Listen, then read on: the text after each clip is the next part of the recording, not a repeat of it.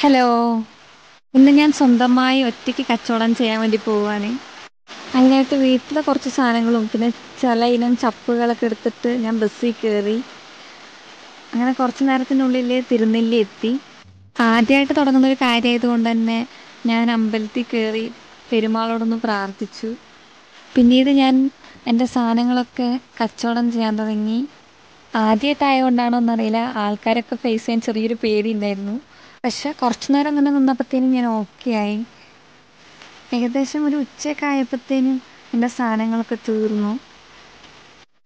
പിന്നീട് ഞാൻ തിരികെ പോരുമ്പം അവിടെ നിന്നൊരു കടയിൽ നിന്ന് എനിക്കൊരു ചേച്ചി പായസം തന്നു. അപ്പം ഞാൻ അതൊക്കെ കുടിച്ചു. പായസമൊക്കെ കുടിച്ച് കഴിഞ്ഞിട്ട് പിന്നെ ഞാൻ ഭക്ഷണം കഴിക്കാൻ വേണ്ടി പോയി. അങ്ങനെ ഒരു ഹോട്ടലിൽ കയറി നല്ല ചോറും സാമ്പാറൊക്കെ കൂട്ടി ഫുഡൊക്കെ കഴിച്ചു. ഏകദേശം ഒരു വൈകുന്നേരമൊക്കെ ആകുമ്പോഴത്തേനും വീട്ടിലേക്ക് തിരികെ പോരുവാണ്. അപ്പം ടാറ്റാ.